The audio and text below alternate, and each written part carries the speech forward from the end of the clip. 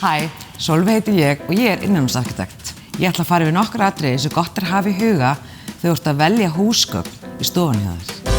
Stofan á að vera þægileg. Auðveld leið til þess að friska upp stofu er að bæta inn púðum, kerti og ný motta gæti jafnvel gert kraftaverk. Þegar þú ert að velja mottur er mjög mikilvægt að hún sé í réttri stærð. Skemmtilegast finnst mér að mottan geti náð aðeins undir sófann en of lítil motta getur eyðilagt heildarrýmið.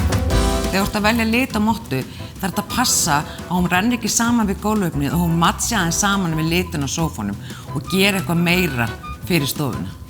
Í þessu rými hér hef ég sett dökka mottu undir sófann þannig að sófinn fái að njóta sín betur. Þegar þú ert að velja sófa, hafðu það í huga að sófinn þarf að henta þér og þínu rými. Stærðin getur líka skipt máli. Sófinn má ekki gleypa alla stofuna. Hann þarf að henta öllum fjölskyldumeðlimum og umfram allt vera mjög þægilegur. Hérna erum við ljósgráðan sófa sem er mjög auðveldur af því það er hægt að bæta við nánast öllum litum við ljósgráðan sófa.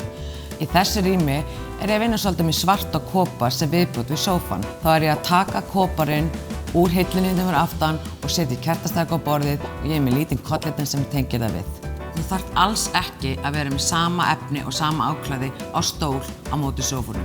Einnig finnst mér skemmtilegt að vera með minni stóla á móti sófunum sem ekki stórir sig og fyrirferðarmiklir.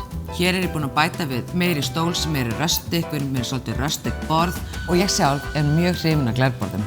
Og mér fannst fallegt að setja glerborð við þennan sófa þar sem hann er grófur og þegar ég kem glerborðinu við þá verður mér svona elegant bragur yfir stofunni.